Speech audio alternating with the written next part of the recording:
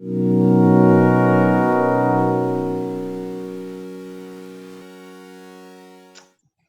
guys, hello and welcome to the first ever Primary Languages Network podcast that's via video this time around. You should be able to find us on our new YouTube channel, Primary Languages Network Podcast. I'm here with Janet today. Hi. Hi. And she is, first of all, kind of want to just welcome you to what will be, we all think will be a strange year, academic year, hopefully the only strange academic year that we have, or the strangest. Let's be probably more realistic, the strangest year to come. And to give you her advice on a couple of things that we are changing. So what's the topic today, Janet? Well, I think you gave it a really good title, and that is No Singing, No Problem. Quite a few people have asked me over the last couple of months, what do I do if we can't sing, we can't chant, we can't do choral repetition and practice of language? And it's an ever-changing picture, isn't it? Because the information coming out from the government changes on a weekly basis, and potentially you can sing, but you can sing quietly or you can sing outside, etc. So I just thought I'd put together 6 of my favourite possible activities that don't involve singing, because as you know I can't sing, and how I would look at practising language through drama. Yeah, and it's definitely a better alternative to what could be inside the classroom for sure. So go on then, we won't wait any further. What's your first activity then? So, well, I think the first thing I need to say is you can do these activities in the classroom, socially distanced, in your seat, so the children don't have to move and come forward, which is going to be an impossibility at the moment. There are activities you can use post COVID-19, but you can also use them outside in the playground or in a big hall or in a large space. Yeah. So don't be frightened about mixing up the spaces you're using, or thinking that because the children aren't making a loud noise, they're not internalising the sounds and they're not practising them. So that is quite important, I think, really, Will. Right. So to kind of think about some teachers, there might be a limited space inside schools in terms of using that sort of stuff. We don't know how so what I'm trying to say is they can be done in a classroom as well, just as well. Yeah, that's right. Yeah. So the first one everybody can think of is silent speaking. So the idea of speaking without making a sound. So opening your mouth and speaking, but no words are coming out. So you're using this bit of your face, and Emily and I did lots of training for quite a while about the machine that starts here and goes down to your stomach, really, to your diaphragm, and practicing using it. So silent speaking, okay? Mimicking what you've heard the teacher say or mimicking what you've seen on a screen, but no sound coming out. Which leads very nicely into the idea of silent singing. You can sing without making a noise, yeah? And the idea that in your head, you can hear it, you're just not making the sound. But you are producing the parts of the machine around your nose and your mouth and your throat and your diaphragm that is making the sound, but no sound is coming out. So it's quite a nice challenge for the children, really. You know, it's like turn the volume right down, make no sound, but speak silently. I suppose you could think about putting the TV on mute. Yeah, putting the TV on mute, or do you know when you ask children to write in sugar and water on a page and write a mystery message, you can only see it when you run over it with a felt tip pen or a crayon. Yeah. So, but this time it's the silent speaking. Yeah, and that you could play a game. You could play a game of what am I saying? Yeah, exactly. Yeah. Have I skipped ahead there? No. I think that's really good, because that can be a pair activity, but socially distanced. It can be the teacher with the children, or it can be a child challenging the whole class. Yeah. So it becomes a game. And you're right, that's really what I want people to do, is take what I'm saying and then use it in the way that suits you best. Or think of activities that would suit your personality in the classroom best. Don't try and do it Janet Lloyd's way. And I would probably, and I can think a couple of our colleagues would, move into silent movies, silent 5-second movies, where the teacher perhaps has a pretend camera and is filming, and the camera points to the child, and that child's got to be the silent movie maker and say something and maybe act it out with actions. in a very dramatic 1920s black and white silent movie style. Yeah. So it could become something that you could then go on to draw. So you could be saying it, performing it, and then you could draw it in black and white pencils, and the children could write what they said as a speech bubble. But you've done some listening, you've done some speaking, and then you've done some writing. Yeah, does that make sense? Do you understand that one? Yeah, it does. Yeah, I was just kind of thinking down the line of adding. They could either draw and cut out props for the silent movies in using the book paper, or you could laminate some stuff that you can clean afterwards that they could use. You know, like their puppet movies. Yeah. And we're puppets. working within the parameters all the time of COVID-19. Of course, yeah. You know, because we're hearing from some teachers, they've only got pens and paper on the desk. Obviously, if you can go outside for that one, they can do a more expressive demonstration of it. They can go outside, they can be a bit more expressive. But if they're sat down at a desk, that's like the minimalist approach. They're only going to be able to use their hands and their heads. But we can do a lot of repetition activities, and outside it would work really well because it becomes quite dynamic. A bit like when you did the fantastic firework displays where the children were outside making the colours and the sounds of the fireworks, but you could have physical activity with it. But they were all, it could be socially distanced, and we had that line where it sort of ricocheted along the line, the fantastic fireworks. Yeah, realistically, the outside stuff will only last a couple of months before it gets too cold. Yeah, but the hall's fine. But the indoors, the inside classroom stuff is, it's definitely doable. Definitely doable. So the next idea really is about when we are wanting the children to reproduce accurately the sounds they are hearing. And there's great concern over that because obviously even during the conference, you know, we were talking a lot about phonology and reproducing sound, listening and reproducing sound. So something that I used to love using with Key Stage 1 was magic mirrors. And you get these mirrors in Key Stage 1, which are not real mirrors, you can't break, but the children can see their faces in them. Now, we're not going to be able to get hold of the magic mirrors from Key Stage 1 because it's too much wiping and moving between bubbles, etc. But your hand makes a fantastic magic mirror because you can talk to your hand. You can talk to your hand and you can try, therefore, to emphasise key sounds that you really want them to practice by watching you and then by talking into their hand. And by talking into the hand, they can talk quietly. But they can really be using their mouths to be able to say the sounds, be able to practice sounds. So I don't know what you think about that one. But it definitely, from like a COVID perspective, it blocks. It's like a mask, isn't it? So I'm wearing a mask as well, which is good. So it stops the spread of the speaking, which is good. When learning Spanish, I used to speak to myself a lot when I used to go and walk. So that helps. Just having encouraging a kid to have the skill of practicing conversations with themselves in a different language is very useful.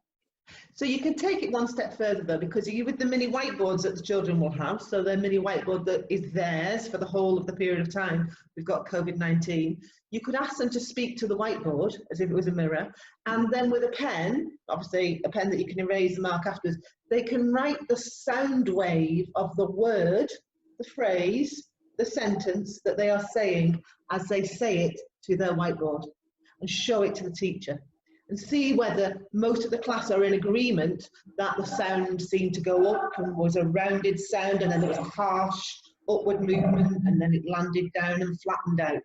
So you get the sound waves of what you're saying, just like you see when you know you're recording. You can see the sound waves in music or the sound waves in your speech, that type of thing. I think that you'd need to set some ground rules with that as well in terms of what. Okay. So if it's going up, what does that mean? Are we talking about a higher pitch, or are we talking how fast is it going up in terms of how sharp? If it's got an accent on it, so it's stressing it. Is it the stress or is it the pitch that you're worrying about?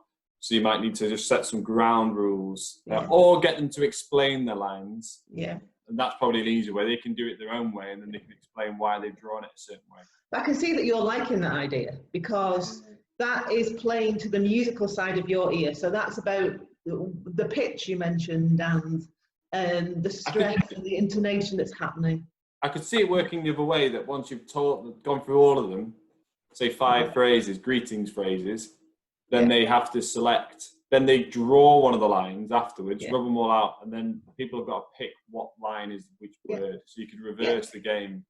And then it's a game again. So then you've got a pair, a class. Yeah, so I'm always going to be challenge. reverting back to games, unfortunately. You are, because that's where you come from with teaching. And I group this in my sound scientists activities, because I think this is where we're becoming sound scientists. We're getting the children to think about sounds and how you produce them. So you could tap out a rhythm, could listen to something and then replicate it by tapping it out on the table. And I've done this in the past and it works. Tapping it out with a pen is a different sound to tapping it out with a book, to clapping it out with your hand. So the children are therefore internalizing the beat and the rhythm of sentences, which helps them to remember things. It helps them to put it into their head and keep it in their heads. You could have a stress finger. So in the past, we used to have a question mark finger. And we used to say that the question mark finger had a flick on the end, because French and Spanish questions, for example, go up in intonation at the end. So you can ask your question and flick your finger at the end to make your voice go up at the end, to get that upward intonation, which means this is not a statement, this is a question. So we're becoming scientists and we're investigating sounds. Yeah, I'd agree with that as well, in terms of when learning the language, what's more important. This could probably open a massive debate. Apologies, I have offended anybody here, but what's really important, what's really important when speaking a language is speaking at their frequency. Yeah. So it's tight. So okay, yeah, I understand accuracy and pronunciation is correct, and more and important, probably just as important. But what a lot of people forget when they're speaking a language is you need to speak at the frequency that they speak at. So tapping out tapping out beat, tapping out the syllables or the pace of a sentence, so they can understand how to structure the words, is certainly that certainly will help with a child's understanding. It then will get, when they're listening, it'll improve their listening as well. In like graded music exams, they'll ask, the examiner will play a tune and ask the child to sing it back or tap the beat back to them. So it's those, especially in grade 1, there's those early stages of understanding musical language. So now we're talking about no singing, no problem, because we may not be singing loudly, we may not be chanting loudly, but we can be doing it with whisper voices on our tables, trying to work out what it was that we heard and what it sounded like musically or rhythmically, or from an intonation point of view. I'm sure you could cross over you could actually figure a way of making it cross-curricular music as well. You could definitely. Anyway, carry on, moving on. Sorry, I'm going off on a tangent, but you carry on. But that's exactly what we want teachers to do, isn't it? We don't want teachers to be in the straitjacket of something we're telling them to do, but we want them to listen, think, and then use it to their best advantage. Yeah, because this isn't an instructional video from the 80s. No, it's not. As you were accusing me of earlier, but no, it's not. Now then, this one is our sound dial. And I initiated this, first of all, by having sound orchestras, where different children had different words and had to say them at different levels of sound. And we were getting higher and louder. Well, we can't do that at the moment. We can dial down. And we've seen Joanne, haven't we? She dials down.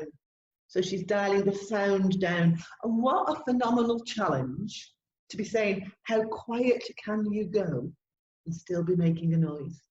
How quiet can you make it until you're still making the noise?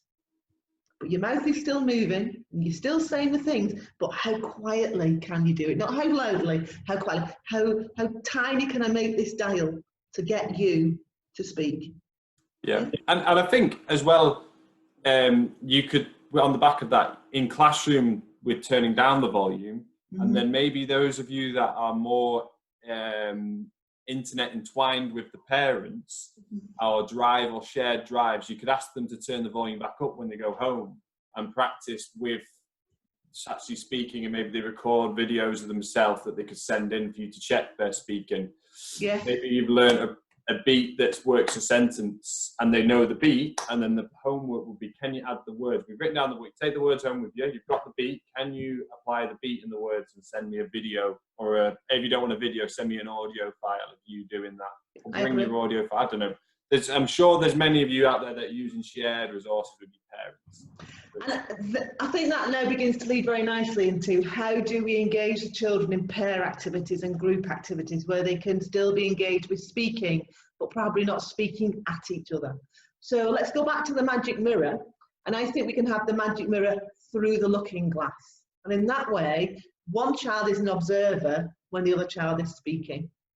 So from a distance, we could be watching with our speaking telescopes like we're pirates and zooming in on the other pirate to hear what the pirate's got to say. So we're making it very childish, but we're using it in a way that is allowing the other child to watch and observe and see what you're saying and then try and respond either with a question or saying back what you've just said to them, or completing a sequence of information, maybe 6 colours and you've said 3 of them and the other child must say the others. The teacher could mark it, but then the pairs could activate it on their own. You can talk sentences in code, couldn't you? So they have different beats or whatever signals you've used, and they've got to try and code with each other what they're saying to each other. So you could learn the words first and then have a bit of code practice in pairs. I think I'm seeing this. Then one could write down the answer. So there's listening, speaking, everything going on. So then people have asked me before, what do I mean by my smoke signal messages? And that's exactly it. It's where one child is trying to speak to another child, passing a message across the classroom. So you're going to have them in quite distant lines, or 2 children standing up at their desks, one at one side of the classroom, one at the other. And the children in between can be the observers. So Will is saying something to Janet, acting it out, maybe, saying it quietly. Janet is interpreting what Will said and then giving an answer, acting it out and saying it quietly. And the children in the middle are watching the smoke signal going over the top of the classroom, and writing down what they're hearing. So you've got speaking, listening, and writing going on. And then afterwards, the teacher can write on the board what it is was expected to have been asked and responded to, and the children can read quietly to themselves. So then you've got reading taking place at the same time. And then 2 different children can do it.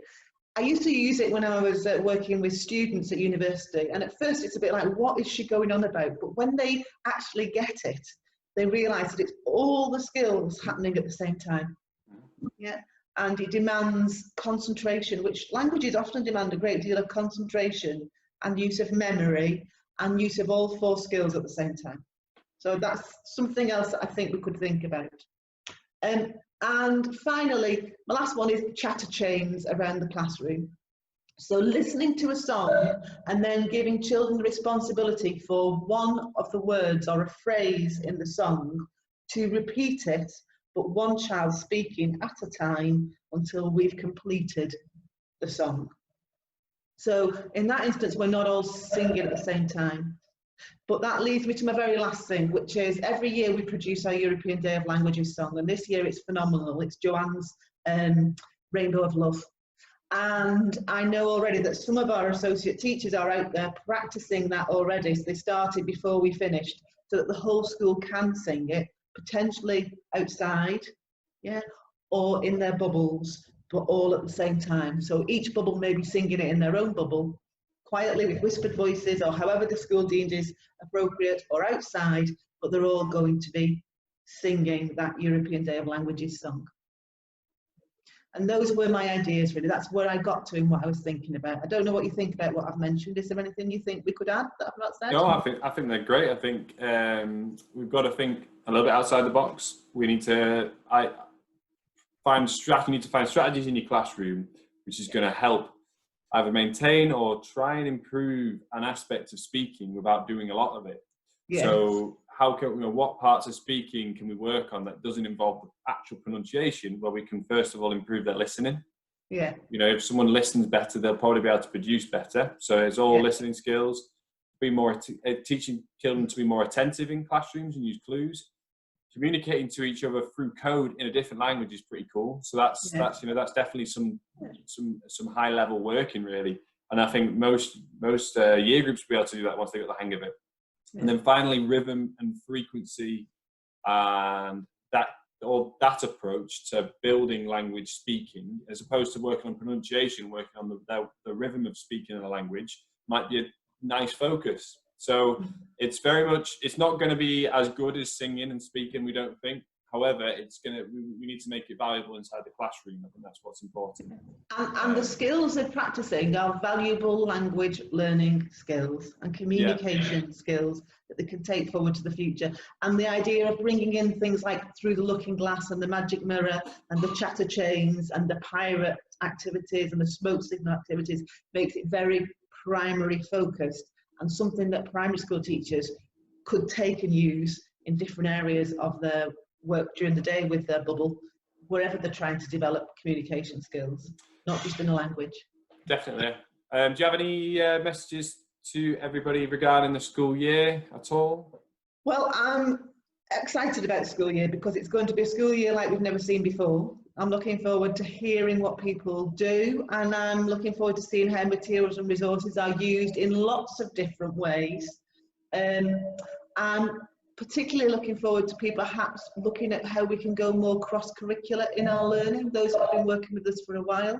And I was looking the other day at the work we've got on the Romans and the Tudors and the Egyptians, very simple language work that's in the cross-curricular area that could make some of the very basic work we do just that little bit more in line with other areas of the curriculum, particularly if you're teaching children who you don't normally teach, or bubbles are constructed in different ways.